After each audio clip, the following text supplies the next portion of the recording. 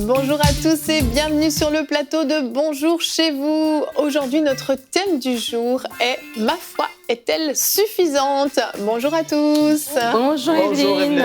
Et bonjour à notre invité, Pasteur Raoul Wafo, vous êtes encore avec nous. Merci d'être là. Vous allez bien? C'est un super plaisir d'être là, je vais bien.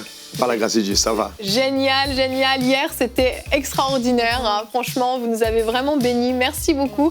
Et si vous avez manqué l'émission d'hier, je vous invite vraiment à aller l'écouter. Le conseil du coach du pasteur Wafo était vraiment génial. Et aujourd'hui, on continue sur notre lancée, j'en suis convaincue. On va parler de foi, on va parler de notre foi qui est suffisante et que nous devons nous en servir, nous devons l'utiliser dans notre vie au quotidien, que le Seigneur a pourvu pour nous à cette foi et que nous sommes pleinement équipés. Et Pasteur Raoul, vous allez répondre à une question dans Pasteur, j'ai une question. Comment faire pour avoir un réma, ces fameux rémas qu'on cherche tant? On va voir comment faire cela. Et Nadine, dans la rubrique Culture et Médias, tu vas nous présenter deux choses différentes. Oui, tout d'abord, on va parler du Salon des entrepreneurs qui a eu lieu cet été à Créteil, en France, à l'église MLK. Et par la suite, on va parler avec le pasteur Wafo de l'école de la royauté. Ça va être super intéressant et très bénissant. Génial, c'est parfait. Donc, on va commencer tout de suite avec toute notre foi mise en action dans la pensée du jour.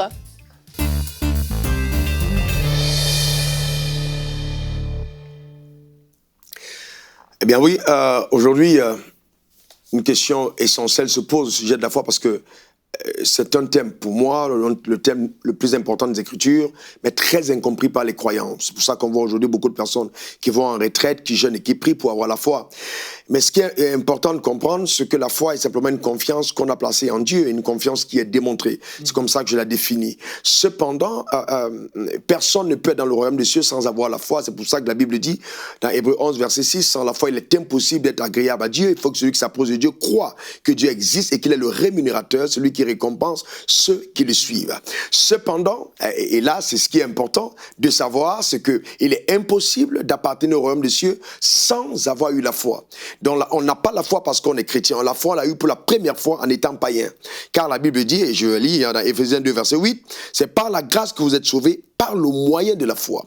C'est-à-dire que quand Jésus est mort à la croix, le salut est accessible pour tout le monde. Cependant, c'est par la foi que nous saisissons la grâce du salut. Et toutes les grâces dans le royaume des cieux, on les saisit par sa foi. Et donc, sans la foi, il est impossible de jouir des promesses que Dieu a pour nous. Et donc, la première promesse, la plus importante, celle du salut, nous l'avons saisie en étant païens. Et donc maintenant, quand on est dans le royaume des cieux, hélas, beaucoup de personnes qui ont commencé en activant la loi de la foi pour entrer dans le royaume, quittent le chemin de la foi pour aller dans la vallée du doute. Et il est donc important, justement, de demeurer dans la foi. C'est pour ça que Dieu dit, dans Hébreux 10, verset 38, « Mon juste vivra par la foi. S'il se retire, mon âme ne prend pas plaisir à lui. » Donc Dieu ne peut pas se satisfaire de voir un croyant qui n'utilise pas sa foi. Elle est déjà là en nous. Et dans Romains 12, verset 3, la Bible parle de la mesure de foi que Dieu a départi en chacun. Nous avons des mesures de foi. Maintenant, la foi, c'est comme un muscle. Si le muscle n'est pas activé, il va finir par s'atrophier. Donc, et hélas, il va dépérir. C'est pas qu'il n'est pas là, mais il n'est pas utilisé. Donc, toutes les circonstances de la vie que nous traversons sont là pour nous permettre justement de déployer notre foi. Et c'est pourquoi les défis de la vie sont importants. Ces défis nous permettent justement de démontrer que le Dieu auquel nous avons cru est un Dieu incroyable, un Dieu puissant. Prenons l'exemple de Moïse qui sort d'Égypte après avoir libéré le peuple en captivité. Dieu les amène face à la mer Rouge. Le peuple est en train de crier, mais attends, où va-t-on, Moïse? On doit rentrer en Égypte. Regarde la mer Rouge, on ne peut rien faire. Même si les ingénieurs de pont et chaussée doivent faire un pont, ça va prendre beaucoup de temps. Dieu dit à Moïse, pourquoi ces cris? Qu'il garde le silence. Vous ne pouvez pas marcher avec moi sans connaître ma grandeur et ma puissance. Je vais vous montrer de quoi je suis capable. Étends ta main maintenant sur la mer. Et quand il étend la main, justement, la mer s'ouvre. Mais s'il n'avait pas étendu la main, la mer serait restée fermée. Et c'est justement ça. Chaque fois qu'on est face à un défi, il faut déployer sa foi. C'est comme notre main qu'on étend. Et quand on étend sa main, il y a des choses extraordinaires qui se déploient. Dieu a envie d'utiliser chacune de nos vies pour démontrer sa gloire sur terre. Et si, justement, nous avons la foi, seule la foi nous permet d'être l'égal de Dieu en puissance. Quiconque a la foi opère au même niveau, au même palier de puissance que Dieu. Et comme je dis, la foi c'est le seul vrai antidote contre l'échec. On ne peut pas échouer quand on a la foi. Cependant, on a banalisé le mot foi. Quand quelqu'un te promet de l'argent, il te dit, c'est par la foi. Il est en train de dire, peut-être que ça ne marchera pas. Non, la foi n'échoue jamais. La foi, c'est une assurance plus sûre qu'un chèque de banque certifie. C'est de ça qu'il s'agit. Amen. C'est tellement précieux, cette foi qui nous a été donnée. Et c'est vrai que si on la néglige en pensant qu'on ne l'a pas, pensant que « Ah non, Seigneur, donne-moi plus de foi, donne-moi la foi, etc. » C'est comme on nous a donné quelque chose, un trésor qui nous a été confié, puis finalement, on le jette, on le met à la poubelle, puis il dit « Donne-moi encore ce trésor. » C'est un peu la même chose. Et c'est passé à côté de cette grâce qu'on a. Notre verset du jour, qui est dans Galates 3, au verset 26, nous dit « Car vous êtes tous fils de Dieu par la foi en Jésus-Christ. » Et comme vous l'avez dit dans votre pensée du jour, on était incroyants, on était païens au moment où on a eu la foi pour naître de nouveau. On a eu cette foi-là alors qu'on n'était même pas sauvés. On ne connaissait pratiquement rien de ce Dieu qui nous était prêché. On a parfois on avait une connaissance qui nous avait été enseignée depuis petit, mais parfois c'était la première fois de notre vie qu'on entendait le message de l'Évangile et on a cru. On a simplement cru et on ne s'est pas posé 1 million de questions. Est-ce que j'ai assez la foi? Est-ce que vraiment j'ai la foi pour naître de nouveau? Est-ce que je peux être sauvé vraiment? On a entendu un message, on a cru et la foi est venue s'installer en nous. Elle ne nous a pas quittés. Après, on n'a pas eu juste un petit peu de foi pour naître de nouveau, puis après, OK, il n'y a plus de foi, puis c'est terminé. Mais comme vous l'avez dit dans votre pensée, c'est comme un muscle. Donc, il faut l'entretenir, il faut l'alimenter, il faut la faire travailler pour qu'elle soit plus efficace, que sa qualité soit meilleure. Mais la foi ne s'en va jamais, ne nous quitte jamais. Et ce que vous disiez dans votre pensée, c'est que les gens, souvent, en fait, ne l'utilisent pas. Ils l'ont, mais ils ne l'utilisent pas. C'est ça? Justement, parce qu'en fait, parce que les gens n'ont pas compris exactement quel a été le premier miracle que la foi a produit en nous.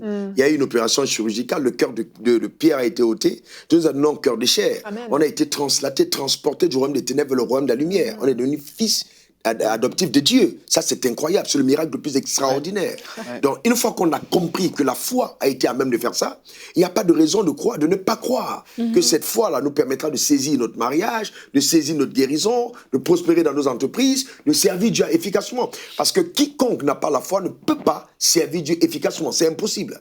Et c'est justement pour ça que toute grâce accessible en Dieu, c'est la main de la foi qui la saisit. Donc, souvent, même toujours, quand il y a un manque dans notre vie, c'est un indicateur que dans ce domaine de notre vie, la foi est stérile. Parce que je peux avoir la foi pour le salut et ne pas avoir la foi pour la prospérité. Je peux avoir la foi pour la santé et ne pas avoir la foi pour la paix.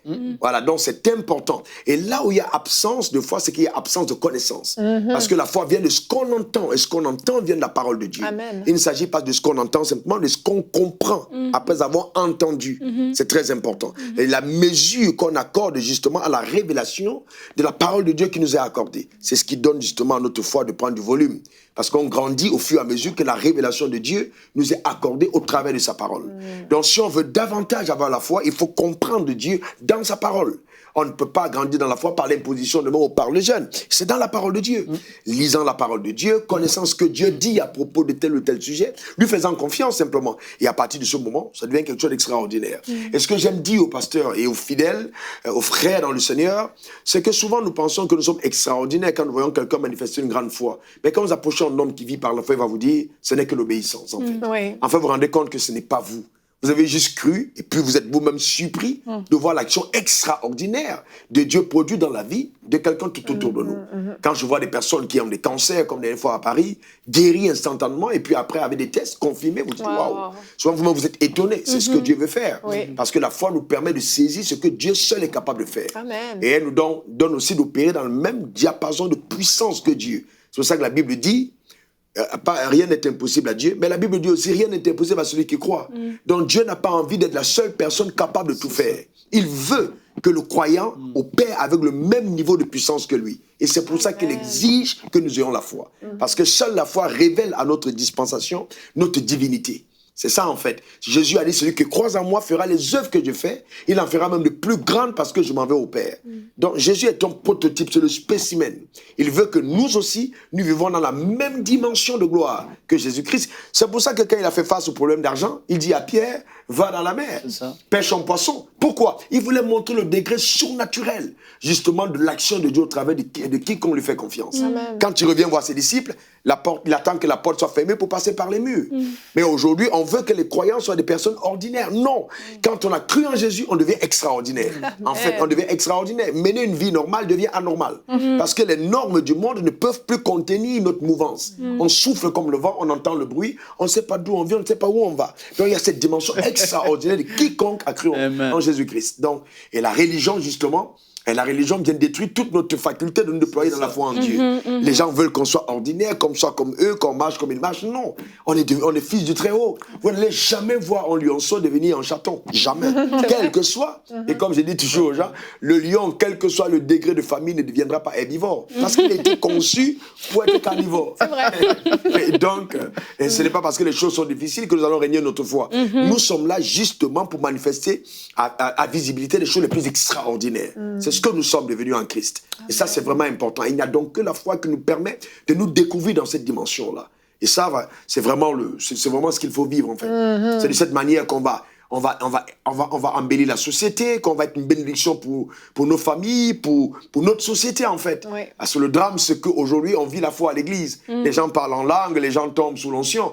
Mais non, si après être tombé, tu ne peux pas amener ta société à te relever, alors être parti par terre ne servait à rien.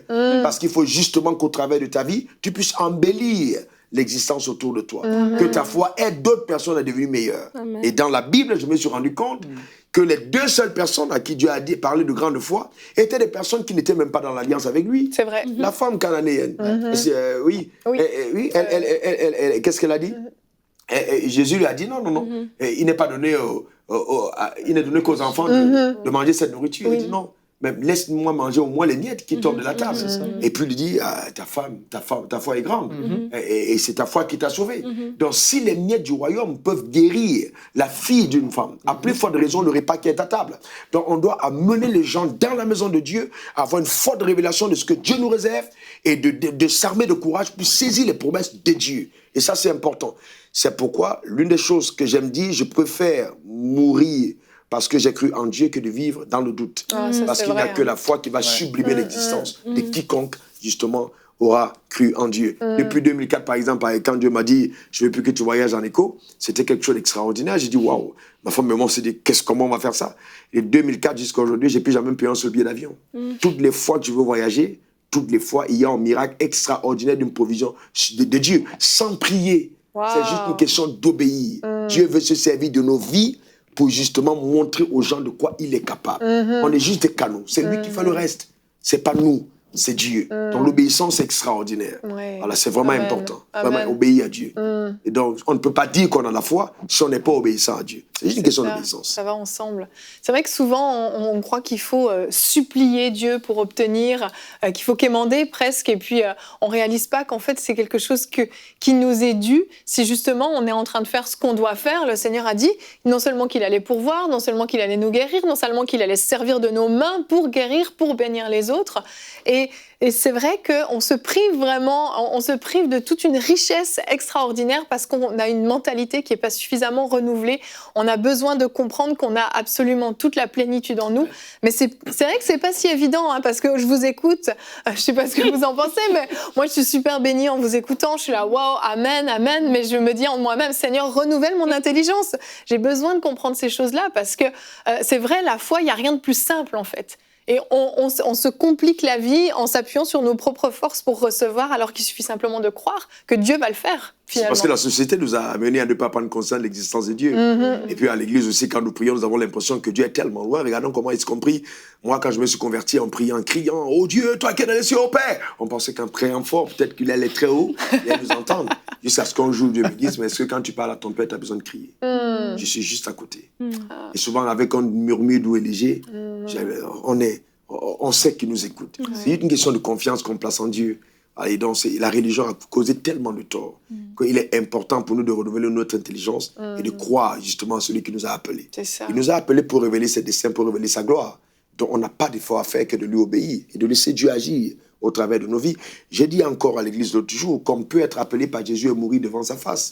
Pierre a été appelé par Jésus. Il lui a dit, viens. Jésus a dit à Pierre, viens. Pierre a avancé et il a sombré à moins d'un mètre de Jésus, à cause de la tempête, justement, et s'est détourné. Et il a commencé à sombrer. Jésus a tendu la main, mais combien de croyants ont commencé des projets, ont commencé des ministères, sont entrés dans les couloirs de leur vie, ont commencé à sombrer, parce que les circonstances tous autour d'eux ont fait peur. Voilà, c'est ça. Et même s'il y a crise économique, nous ne dépendons pas de l'économie de la terre, on dépend de l'économie du royaume. Dieu, dans la maison de la veuve de Sarepta, il n'a pas utilisé l'huile de la boutique ou du magasin, non, il a utilisé l'huile du ciel. Amen. Il a renouvelé l'huile. Donc il est important pour nous de désirer vivre ces choses extraordinaires. Tellement. Moi, quand je lis la Bible, souvent je me mets à genoux et je dis, Seigneur, je veux vivre, je veux te connaître dans cette dimension, en fait. Et c'est important. C'est ce qui donne le zèle, c'est ce qui donne une grande confiance quand nous parlons de lui. Parce que si on n'a pas des évidences par la manifestation de divers miracles, des portes qui s'ouvrent comme c'est un magnétisme surnaturel, comment pouvons-nous avoir le courage de dire aux autres que Dieu va faire quelque chose d'extraordinaire?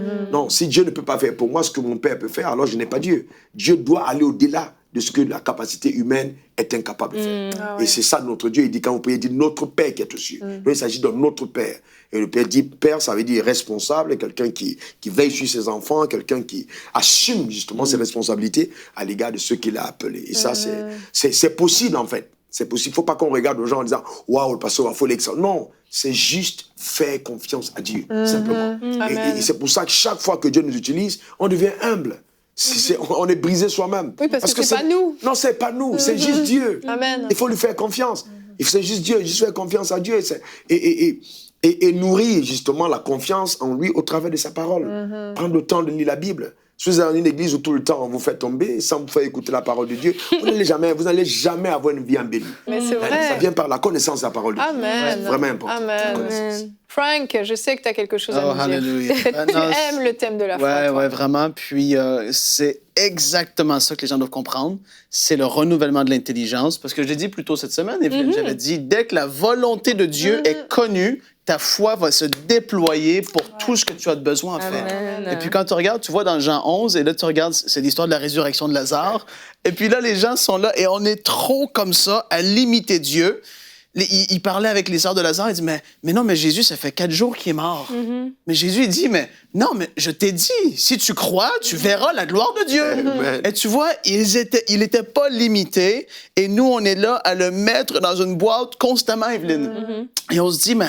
Et c'est toujours là, on est là à regarder, frère un tel, sœur un tel, a pas eu son résultat, et ça revient toujours, on place notre foi où, en fait? En Dieu ou dans les échecs des autres? La foi, elle est là, mais c'est toi qui décides où tu la places. Tu peux la placer dans ce que le médecin a dit et tu vas t'attendre et tu vas voir ce que le médecin t'a dit. C'est pas qu'il est méchant, mais il t'a dit un diagnostic qui est réel et vrai.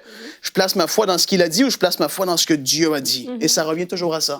Et puis, c'est simple, mais c'est à développer. C'est cette relation avec Dieu d'obéissance, de Père, je crois que tu vas répondre à mes besoins. Mais qu'est-ce qui est drôle, c'est que Jacques dit, vous demandez et vous ne recevez pas parce que vous demandez mal afin de satisfaire vos besoins et vos désirs charnels, mondains, juste pour vous. Il faut saisir, en fait, la différence. Dieu veut pourvoir à nos besoins dans la destinée dans laquelle on vit. Dieu veut pourvoir, comme il a dit par rapport à ses billets d'avion et tout ça, le pasteur, il est dans sa destinée. Dieu, opère, les miracles, l'extraordinaire, tout se fait. Mais quand on est là juste à demander égoïstement pour nous, ben là, on va être déçus. Parce que il faut saisir la différence, en fait. C'est important de le faire, ça. Ouais, tellement. Mais c'est profond, parce que dans les deux cas, que ce soit le cas du centenaire romain ou la femme cananéenne, les deux n'imploraient pas Dieu pour eux. C'était pour soit le serviteur, soit la fille. Mais hélas, beaucoup de personnes aujourd'hui ont transformé Dieu et cette relation de foi en une relation de mendicité. Pour eux-mêmes, ils ne veulent pas servir la société avec l'énergie que la foi, justement, génère en eux. Nous sommes des serviteurs. Et comme j'ai dit, habituellement, aucun manguier ne mange de mangue, alors qu'il en produit toujours. Donc notre foi est générée justement pour pouvoir permettre aux autres d'en bénéficier, d'en jouir. Donc quand nous vivons dans cette dynamique, comme l'a dit le pasteur, on va voir des choses incroyables en fait. C'est extraordinaire ce que Dieu est capable de faire. Il faut qu'on développe la conscience de sa présence. Il n'y a pas de meilleur moyen que les Écritures, l'adoration. Mais c'est dans sa présence, la conscience de sa présence. Dieu doit être plus présent auprès de chaque croyant que son père et sa mère. La conscience de sa présence. Il dit, je ne vous abandonnerai point, je ne vous délaisserai point. Mais souvent, face aux circonstances, nous avons plus confiance au diagnostic, aux réalités naturelles, qu'à la vérité surnaturelle. Alors qu'en fait, toutes les réalités sont passagères. Il n'y a que la vérité qui est éternelle. C'est vrai. Et si on revient aux bases aussi, Evelyne, on l'a dit tellement de fois déjà, mais tu nourris ta foi au travers de quoi? Tu la nourris au travers des nouvelles, les bulletins de nouvelles, les mauvaises nouvelles constamment qui sont là, où tu la nourris au travers de la parole de Dieu, au travers des temps à l'Église, justement, comme il a expliqué. Où est-ce que votre foi à la maison, où est-ce qu'elle est nourrie, en fait? Comment est-ce que vous vous entretenez votre foi? Parce que tu ne peux pas t'attendre à être fort. Pourtant, Jésus a dit, si tu as juste la foi comme un grain de sénévé, cette montagne va se dégager. Ouais. Et c'est des paroles fortes. Et puis parfois, ben, ça revient à comment je peux dire, cette guerre qui est là entre l'incrédulité et la foi en Dieu. Ouais. L'incrédulité parfois est trop forte. Quand on connaît la volonté de Dieu, l'incrédulité quitte, la foi agit. Puis c'est simple, mais c'est cette transformation qui doit se faire en fait, dans la mentalité. Amen. Et ça nous emmène à notre question de Pasteur. J'ai une question parce que vous nous dites que la foi vient de ce qu'on entend, de la parole de Dieu. Et puis justement, Philippe du Congo sait qu'on a besoin d'avoir un réma pour croire, mais il dit comment faire pour avoir un réma, parce que c'est vrai, on en a souvent parlé de ces rémas, de cette révélation, pour ceux qui ne sont pas familiers avec ça, mais c'est comme tout à coup on lit un verset qu'on a déjà lu 10 fois et on le lit et il nous saute aux yeux et on a l'impression que ça a été écrit pour nous directement de la part de Dieu. Est-ce que c'est quelque chose qu'on peut rechercher? Est-ce que c'est quelque chose... Il y a des méthodes pour obtenir des rémas, Pasteur Wafo? On peut prier. Éphésiens 1, verset 16, 17, 18, 19, 20 jusqu'à 22, même déjà parle de l'esprit de sagesse et de révélation dans sa connaissance. Il est donc important, même quand nous avons la Bible, beaucoup de personnes lisent la Bible comme si c'était un roman. C'est une grave erreur. Ouais. Quand on approche la Bible, nous sommes en train d'approcher l'intelligence et la sagesse divine. Il faut s'arrêter et dire, Dieu, permets-moi de comprendre ta parole. Le Saint-Esprit est venu pour ça. Dans Jean 16, verset 7, il dit, il est avantageux que je m'en aille. Car si je ne m'en vais pas, il ne viendra pas, le Consolateur. Mais quand il sera venu, le Saint-Esprit, il vous conduira dans toute la vérité. Donc le Saint-Esprit a cette capacité, cette habileté de nous amener à la découverte des Écritures, souvent à vivre les événements comme si nous avions été présents. Il y a un dévoilement, il y a un voile qui s'ouvre, parce qu'en fait, ce sont des choses saintes réservées aux enfants. Donc, et c'est pour ça la Bible dit les choses que l'œil n'a point vues, que l'oreille n'a point entendues, mais que Dieu a révélé à son esprit à ceux qui l'aiment. Donc Dieu ne donne pas ses trésors à ceux qui ne l'aiment pas. Donc la clé pour avoir des révélations de Dieu, c'est qu'il faut d'abord aimer Dieu. Il ne faut pas les chercher pour épater la galerie. Il faut justement essayer de découvrir la parole parce qu'on a envie de la mettre en pratique. Et à partir de ce moment, l'esprit de sagesse, plus on prie, on le demande, on va se rendre compte qu'on commence à avoir une autre façon de comprendre la Bible avec l'assistance du Saint-Esprit. C'est vraiment le Saint-Esprit qui nous amène à la dimension du réma. Cependant, il y a des rémas de ta destinée qui sont rattachés à ton mandat et à ton appel. Par exemple, Dieu dit à Evelyne, il faut que tu ailles en Guinée-Bissau. Ça, c'est aussi un réma. Non, pas moi. Une autre Evelyne qui nous écoute. Il faut que tu y ailles. Et il te parle, justement, en droit, ce n'est écrit nulle part dans la Bible que tu devais aller en Guinée-Bissau, mais le Saint-Esprit est venu te conduire dans toute la vérité. En lisant l'histoire d'Abraham, il peut te parler de la propre histoire. Et ça, c'est vraiment important. Le Saint-Esprit, seuls ceux qui sont conduits par l'Esprit de Dieu sont fils de Dieu. Donc, il est important d'avoir une relation personnelle avec le Saint-Esprit, de prendre conscience de sa présence et de prier et de l'écouter. C'est une discipline personnelle. C'est pourquoi les moments de jeûne et de prière sont vraiment, vraiment, vraiment importants. Jeûner, museler sa chair, éteindre justement tous les signaux de notre ancienne nature, de notre ancien moi, pour avoir une inclinaison totale justement à l'écoute de la voix du Saint-Esprit. Parce qu'il faut comprendre que la perfection de la rédemption vient par l'habileté à marcher avec le Saint-Esprit. Le Père a vaincu le monde, Jésus a vaincu le diable, mais le Saint-Esprit est venu vaincre la chair. Donc c'est la victoire que nous sommes en train de vivre, qui n'est pas encore complète, mais qui s'accomplit dans la vie de quiconque se soumet à Dieu par le Saint-Esprit. C'est ça, c'est le dernier point. Il est venu nous aider à marcher dans cette victoire. C'est ça qui dit, marchez selon l'Esprit, vous n'accomplirez point les désirs de votre chair. Et donc dans le chemin de l'accomplissement de cette victoire, la vie de cette victoire, justement, le Saint-Esprit est là pour nous amener dans des dimensions insoupçonnées de la révélation de Dieu. Parce que la révélation, par exemple, de la croix, la révélation de Jésus, c'est le Saint-Esprit qui nous la donne, qui nous permet de comprendre. Si on ne l'a pas, justement, on court le risque d'être ensorcelé. C'est ce que l'apôtre Paul dit à l'église de Galate. « Ô Galates insensés, qui vous a ensorcelé? Vous, aux yeux de qui Jésus a été dépeint comme crucifié. Comment aujourd'hui, après avoir commencé par l'esprit, vous terminez par la chair? Et c'est un grand danger. C'est pour ça qu'il est important quotidiennement d'incliner son cœur à l'écoute de la voix du Saint-Esprit et de désirer connaître Dieu par révélation. Parce qu'il est possible que le pasteur que tu as comme pasteur t'a enseigné quelque chose qui n'était pas la vérité. Il a été limité. C'est possible, et comme la révélation est progressive, il faut bien écouter le Saint-Esprit au sujet de tous les enseignements que nous recevons. Comme je dis toujours à l'église, écoutez-moi, c'est vrai, mais écoutez le Saint-Esprit parler au travers de moi. Amen. Parce que tant que vous n'avez pas écouté le Saint-Esprit, c'est juste des paroles. Mais quand vous écoutez le Saint-Esprit parler au travers de votre pasteur, au travers de l'émission, c'est extraordinaire. Vous passez à une autre dimension de la vie. Oui. Parce que là, justement, vous êtes allé à un autre niveau. Et ça, c'est extraordinaire. Ouais, c'est ça, vrai. la richesse du Réma. Amen, amen. Ça me fait penser à une émission qu'on avait faite une fois. Frank, on avait un thème qui n'avait rien à voir avec la sexualité, mais tu avais juste une parole pour quelqu'un qui en avait raconté son témoignage. Et je ne sais pas si tu t'en souviens. Mon témoignage? Non, pas ton témoignage. Ah. On a raconté le témoignage d'une téléspectatrice. Ok. Et puis tu te souviens? Je me souviens, mais continue. Oui, non, tu t'en souviens, mais tu Je me veux pas. souviens, mais pas au complet dans les détails. En fait, c'était une émission qui n'avait rien à voir avec ça, mais tu avais juste donné un exemple, en fait, par rapport à la sexualité, l'importance de se garder pur, en fait. Et cette jeune fille, elle avait eu une révélation juste sur cette phrase que tu avais dite, ça coule, le Saint-Esprit lui avait parlé, elle avait vraiment reçu.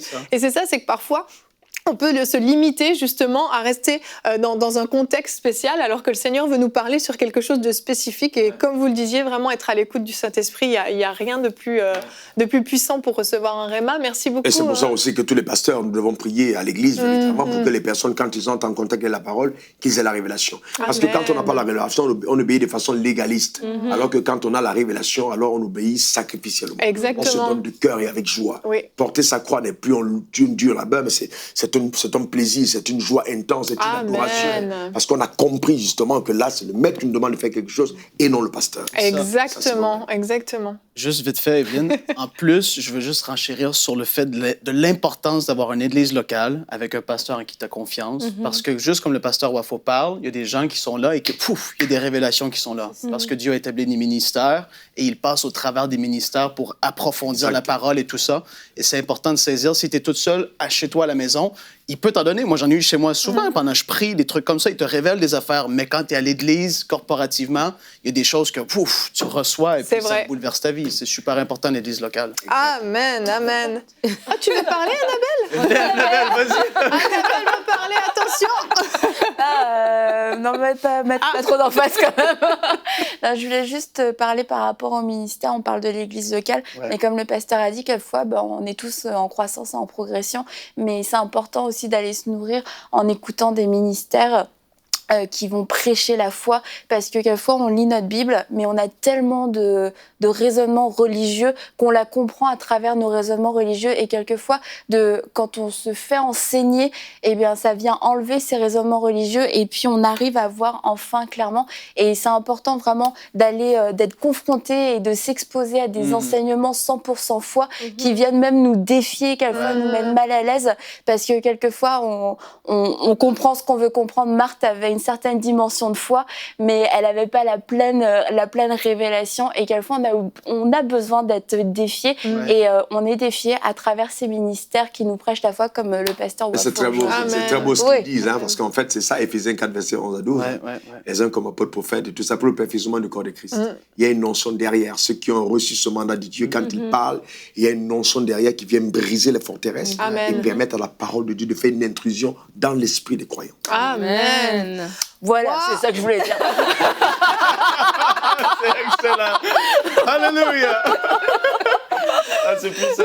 Merci à tous pour cette super réponse. Philippe, je pense que vous avez une réponse plus que complète. Vous pouvez nous envoyer vos questions à l'adresse pasteurj'ainequestion@emcitv.com. Nous enchaînons tout de suite avec la rubrique Culture et Médias. Donc Nadine, tu nous présentes aujourd'hui une petite rétrospective du Salon des entrepreneurs dont on avait parlé il y a quelques semaines. Oui, cet été, il y a eu le Salon des entrepreneurs au centre MLK à Créteil en France. Et on va voir une vidéo, mais juste avant, je vais juste vous dire la vision de ce salon que je trouve qui est vraiment extraordinaire. C'est de réunir tout l'écosystème du business chrétien sur une journée et en même lieu, afin de lever des entrepreneurs, des dirigeants et des investisseurs. Ils ont fait un salon, c'est leur premier salon. Il y a eu 350 personnes qui étaient présentes, dont 80 bénévoles. Ils ont eu deux conférences plénières avec des guest speakers de renom. Il y a eu le petit-fils de Billy Graham qui était là, qui apportait vraiment un enseignement vraiment, vraiment puissant. Ils ont eu des ateliers techniques, des professionnels, des centres professionnels, des concours. Ils ont une page Facebook que vous pourrez aller regarder toute l'information. Mais j'aimerais juste qu'on regarde tout de suite la petite vidéo.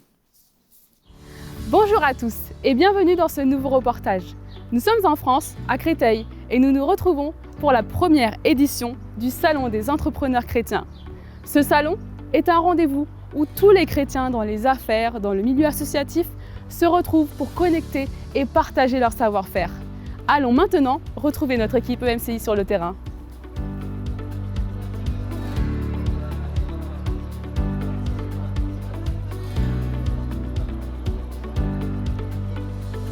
EMCI TV, je pense que c'est une initiative qui vraiment va encourager en fait les gens à se dire bah voilà, je vais pouvoir donner un contenu chrétien à mes enfants, en tout cas avec des valeurs qui vont les encourager dans les bonnes directions. Donc moi je pense que ça peut vraiment avoir un impact dans la vie des gens. Le Salon des entrepreneurs chrétiens, je trouve que c'est une initiative qui est vraiment géniale. On peut être à la fois dans le business, mais à la fois avoir des valeurs éthiques pour la société. Alors je suis épatée par ce salon, surtout c'est sa première initiative, sa première édition.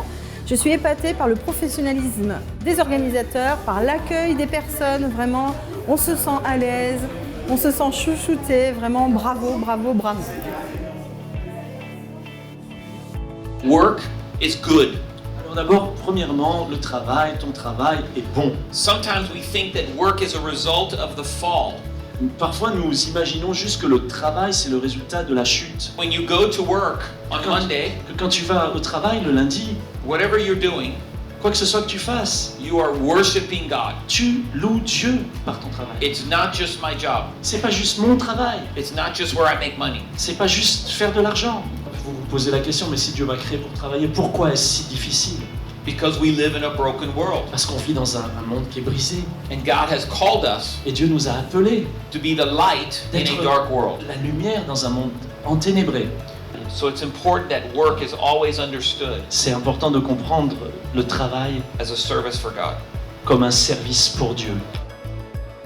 Je pense que les entrepreneurs chrétiens, au travers de ce salon, vont pouvoir mieux comprendre que leur foi et leur travail ne sont pas opposés, au contraire. Et là, je sors de la conférence de Monsieur Chividjan, qui est le petit-fils de Billy Graham, qui est entrepreneur, voilà, qui nous a enseigné là-dessus. Et vraiment, je pense que ce salon peut apporter beaucoup à l'ensemble des entrepreneurs chrétiens pour qu'eux-mêmes puissent être une source d'encouragement dans leur société.